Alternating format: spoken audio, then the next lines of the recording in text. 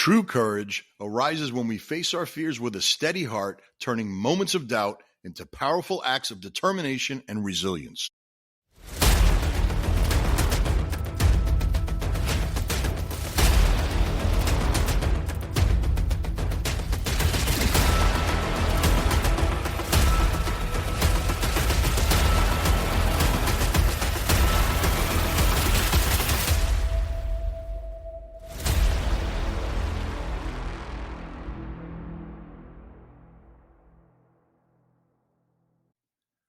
Welcome back to the Leaders Realm podcast. I'm your host, Tony Cammarata, serial entrepreneur, certified Maxwell team member, business coach, personal mindset coach, sales trainer, and speaker.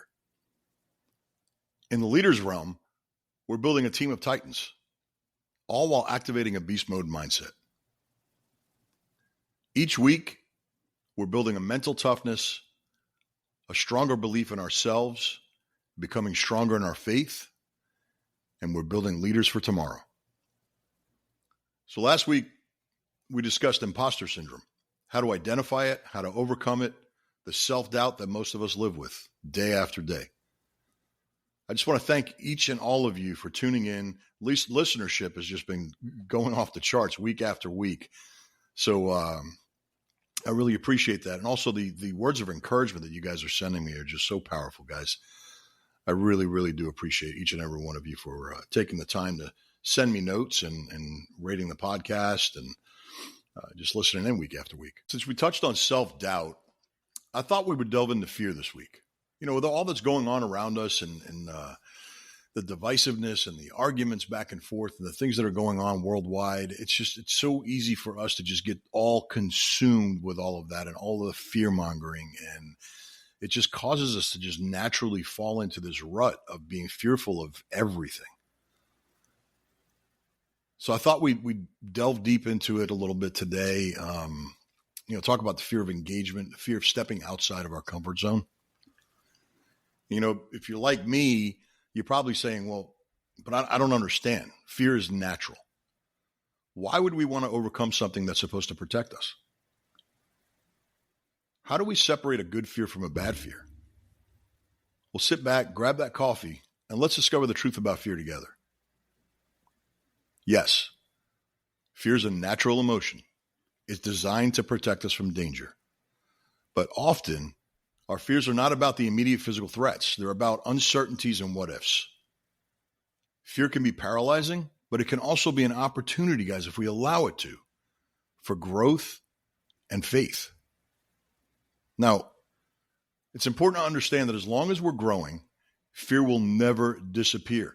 As long as we're constantly stretching outside of the boundaries and stepping outside of our comfort zone, which is what we talk about week after week. But what will change is the way we confront fear. We'll learn to confront it with courage and determination. When I'm feeling overwhelmed, when I've got this fearful doom feeling, one of my go-to verses in Scripture is Isaiah 41:10. And it says, "So do not fear, for I am with you. Do not be dismayed, for I am your God. I will strengthen you and help you. I will uphold you with my righteous right hand." This verse reminds me that I'm not alone with my fears. God is with me, and he's providing me the strength and the support that I need. Now, facing fear head on, it does require faith, guys. But wherever you choose to place your faith, it's okay. But it's a requirement. Me personally, I choose to place my faith in Jesus Christ. So as I read through the Bible, I see countless examples of individuals who overcame fear through their trust in God. Take David, for example. As a young shepherd, David was faced with the giant Goliath. All he had was a sling and a few stones. And when we read into it, we read in 1 Samuel 17:37, David says, "The Lord who rescued me from the paw of the lion and the paw of the bear will rescue me from the hand of this Philistine." Talk about faith. See, David's faith wasn't in his own ability, but in God's power to deliver him. This same faith can help us face our giants, whether they're difficult decisions, challenging situations, or even personal insecurities. It's when we choose to have faith solely in our own abilities that things seem to go sideways. And I speak these words from experience. There's been plenty of times in my life where things get better and better and better. And as things would get better, I would rely less on my faith in God. And the more I made it about my abilities, it's me accomplishing this, only to find myself right back where I started, with the self-doubt, the failure mode, self-sabotage. And then what I would do is just step back in and lean into him once again. But as I grow in my faith and I grow through the process and I go on, I'm on my journey, I'm learning to identify those pitfalls and continuously lean into him and seek his understanding and his truth. See, it's not about us, guys. It's not about our abilities and what we can do.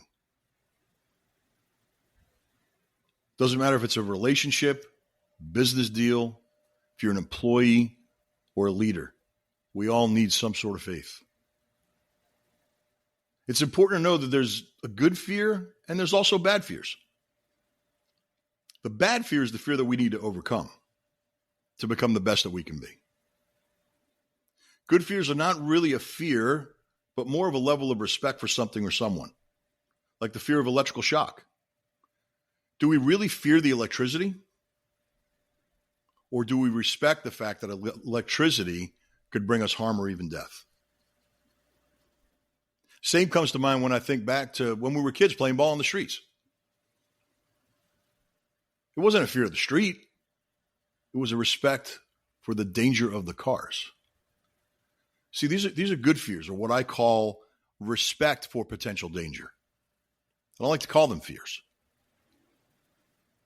Now, as many of us have seen, the word fear, it's best described as an acronym.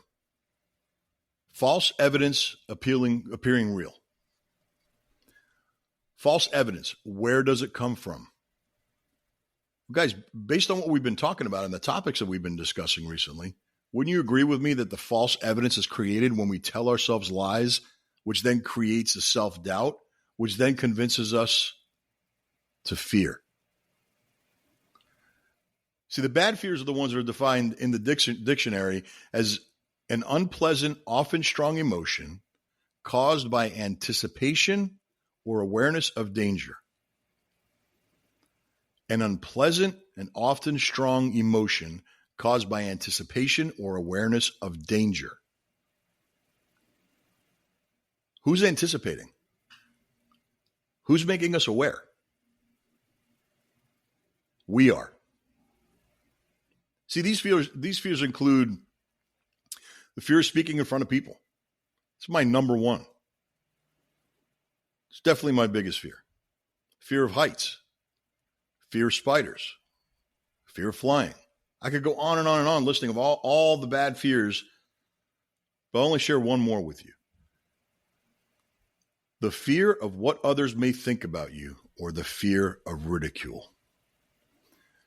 For me, mixing the fear of speaking in front of people with the fear of ridicule was the number one recipe for disengagement. And ultimately, it has kept me from achieving the goals that I had set. So what fear, guys? What fear has kept you from achieving your goals? Has it kept you from leveling up at work, in your community, taking that next step in a relationship, making a change that you know deep inside will give you a better life? A life that you were so uniquely designed for. What's holding you back? What's the false evidence that you've created? Fear affects everyone at some point in their lives. The difference comes in when we choose to overcome it and push forward. The first step in overcoming the fear is learning to understand it. Once we understand it, then we can begin the process first by acknowledging it.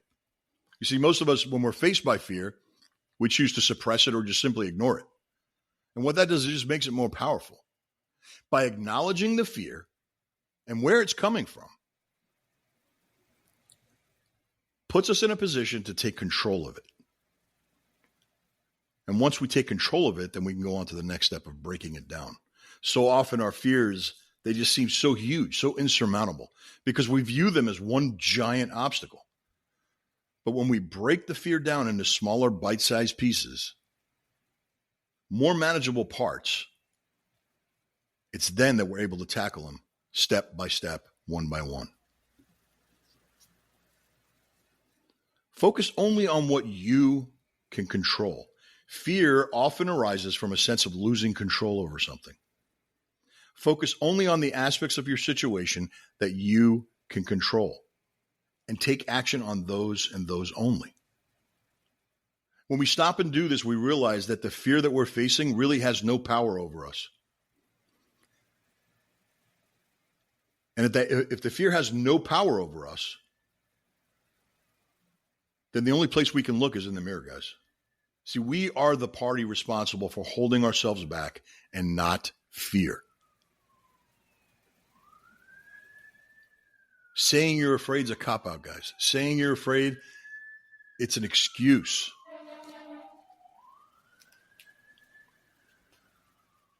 Pray and seek God's guidance. Philippians 4:6-7 tells us, do not be anxious about anything, but in every situation, by prayer and petition, with thanksgiving, present your request to God, and the peace of God, which transcends all understanding, will guard your hearts and your minds in Jesus Christ. Take small steps forward, guys. Sometimes the best way to overcome fear is to take action, even if it's just one small step at a time. Trust that God will guide you along the way. Visualize your success. Visualization is such a powerful tool. Spend a few minutes every day just visualizing yourself overcoming that fear that you have and achieving the goal that you set out to grab. This helps us build our confidence, and it definitely helps us reduce our anxiety. This next one I can't stress enough, guys. Think positive. The power of positive thinking cannot be overstated when it comes to overcoming fear. Techniques such as challenging negative thoughts and replacing them with positive ones can be incredibly effective. I remember several years ago, I read a book by Dr. Norman Vincent Peale, The Power of Positive Thinking. In his book, Dr. Peale emphasized that our thoughts can have a profound impact on our reality. Our thoughts can have a profound impact on our reality. So by cultivating a positive mindset, we can reduce fear and build confidence. Affirmations such as, I'm capable and I can handle this, can help reinforce a positive outlook. You know, in writing this content this week, what kept popping into my mind and reminding me of is what I've read in 2 Timothy 1:7. For God has not given us the spirit of fear, but of power and of love and of sound mind. I'm also reminded that throughout the Bible, do not be afraid or fear not appear 365 times. You think God's trying to tell us something? I do. I think he's telling us he's got our back. So I encourage you today, guys, take whatever fears you're facing and begin to apply these strategies. As with all that we've been discussing, remember it's all part of a journey. It takes time, effort, determination, and focus. Let's all just stop living in between our ears. Let's get out of our heads. There's so much more space out there and so much more life to experience. Let's stop focusing on the false evidence, making it real. And let's start living the life that God has chosen for us. As I wrap up this episode, I want to remind you that you are capable and deserving of your success. Although we can allow fear to paralyze us, we also have the ability to overcome, guys. I really do hope that today's episode has given you some valuable insights and tips to overcome fear. And remember, please take a moment to share this episode and leave us a review. And always embrace your unique journey, guys. Learn to love the journey. Celebrate your accomplishments. And remember that you are enough just as you are. And I value each and every one of you. So until next week, guys, this is Tony Cammarata. And remember, stay fast, stay fluid, and stay flexible. Be the absolute best that you can be.